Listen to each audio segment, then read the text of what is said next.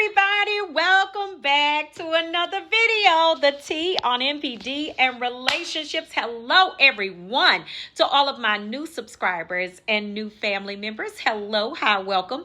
And to my tribe and family at large, fam, y'all know what time it is. Welcome back. Thank you all so much for coming back and of course watching another video. Fam, y'all know I'm always plugging our Thursday. Yes, that's right, our Thursday night live stream. Why? Because this is actually where we go from healing to wholeness to boldness. Listen, you don't want to miss that Thursday night live stream. It is where I tell y'all all the time, we get to the meat of the matter, the crux of the conversation. Yes, indeed. This is where it goes down. Why? Because it is so important to understand that we must, listen, we must definitely heal from the inside out. It is so important, y'all, because when you heal from the inside out, this is where we can actually have those deep conversations with the soul about the soul. You understand what I'm saying? It's not just enough to understand the abuse that you've gone through, but we need to also do something about it. And where the work has to take place is in the soul. It's great to get that assistance with your cognitive abilities, getting those back in alignment with functionality. I'm talking about real functionality, and I'm talking about non-toxic functionality. Absolutely. But it is also important that we take care of the spirit nature of who we are. Why? Because your spirit has also suffered in this abuse as well. So I want to invite you all out to that Thursday night live stream. I'd love to see your face in the place. All right. I really would. And if you're on the YouTube and Facebook platforms, please make sure you turn your notification bells on so you are also notified when we go live on the channel. And also when we drop a video. Thursday nights, we're usually live at 5:30 p.m. Okay, so I'd love to see you, and that's Pacific Standard Time. I'd love to see your face in the place, all right? And also, y'all know what I'm about to ask y'all for next. Oh, y'all already know. Hit that like button, hit that like button, hit that like button. I need y'all to hit that like button. I do. I'm asking you to partner with me. Partner with your girl. Partner with your sis. Okay? Partner with y'all. Some of y'all partner with your auntie. Okay? Y'all, please hit that like button. Why? Because it helps this information spread throughout the algorithm. It is something that YouTube always, as a content creator, admonishes us to do, is to ask our family members or community members, however you want to call it, your YouTube subscribers, to hit the like button. Okay, it's how we help the information spread. All right. And also, if you all are looking for private one-on-one coaching, I am your coach. All right. If you're looking for a prophetic coach that is going to help you, that is also trauma informed, help you through this difficult transition of healing, wholeness, and boldness, let's get it. All right. And also, last but certainly not least, I want to remind you that we still have copies of the book available. Make sure that you pick up your copy of Seduced by Satan. It's pinned in the description below. The link is pinned. Y'all pick up your copy today. You will thank me later. Grab a copy for yourself and someone else. How about that? And not only that, recommend it to your book club. This is where we learn how cerebral/somatic narcissist gets down in these situations where they have too much supply. And not only that, you get to see how they move when they have means as well. Okay. So listen, make sure you pick up your copy today. All right. The link is pinned in the description below. All right. Let's jump into the topic of this video. Let's get it. All right. So when the narcissist has sober moments, and I'll explain sobriety in a moment, do they regret how they treated you? Basically. Is there, and the question is usually, does a narcissist ever regret how they treated you? Okay. So let me explain sobriety when it comes to a narcissist and when it comes to dealing with these individuals. Sobriety means that they have a human moment. Okay. It can also, I've heard people that were in occults that were demonically possessed. Also, they used to talk, they also talk about having those sober moments. So when you're talking about a sober moment with a narcissist, with a toxic individual, this is a moment where those dark entities are not involved in the decision-making process, nor are they involved in the thought processes of that moment or that particular space. Okay, this is when they are having that human moment where they have time to reflect as a human, not necessarily as an ego, because we know that narcissists move and operate primarily on ego. Okay, this is how they get down. So the question is, do they ever regret how they treated you? Well, I'm going to say this. When a narcissist thinks about you and how they feel and how they've responded in certain situations, initially they're going to give pushback to that thought of, did they treat you wrong? Did they abuse you? And I'm going to say initially. Why? Because it's a blow to the ego.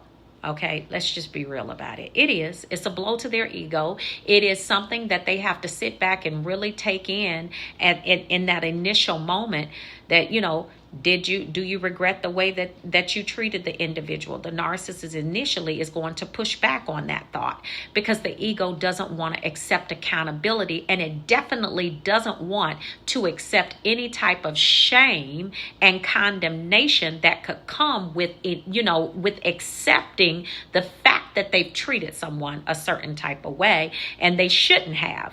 You understand what I'm saying? So you have to, when the question is asked and when I'm answering this question, I have to say initially. Now, as they continue to sit with that, and continue to experience that sober moment, there is a thought process, and there is a snippet of space, or, they go into this space of, honesty and humanity, and sobriety as they continue to, to process that and sit in that space. And so the answer to your question, as they continue to sit in that, is, yeah, they do come to a point, where they reflect on the things that they said to you, the things that they did to you, how they responded, or actually how they reacted to the way that you treated them, or some of the things that they said. They do have that sober moment. However, when they are having that sober moment, they are fighting viciously with that space of vulnerability, because when they do have a sober moment, that takes them, into what we call an intimate, vulnerable space, where they now have to take accountability within them to say that I did something wrong. Now, that's not going to last very long. They're going to come up out of that thing real quick, fast, and in a hurry. But the answer is, yes, they do have human moments. I mean, they're not just monsters all the time. They do have human moments where they say, you know what, I didn't do this right. Now, the next question is, what are they going to do? Are they going to come to you? And, what happens? What happens when they have these human moments? And yes, they have come to that realization, you know what? I screwed this whole situation up. First of all, a narcissist knows when they have done a particular thing. They know when they've screwed something completely up. They know when they've jacked it up. They know when, this was definitely something that I should not have done. They know that. Are they going to tell you? Absolutely not. In that space, are they reflecting on that? Yeah. In that space, are they going to tell you that in that moment? Maybe. Maybe not. It may be something that they just think of, but not necessarily communicate to you. The thing that you have to understand about this whole situation is that no matter what is happening at that moment, whether they're having a sober moment, whether they're in that human space or not. You have to remember they are going to try to remain guarded in all situations. Why? Because for them to even experience that sobriety for a moment and that the human aspect of it, meaning removing ego, okay, removing that pride for a moment and thinking about this greatly impacts a narcissist. So they're going to feel a type of way in that space. It makes them very uncomfortable. So what's going to happen? Well, I mean, what you think they're going to do when they're uncomfortable? They're going to try to get out of the thought process and get out of that space that makes them feel uncomfortable. Now, what does that mean to you?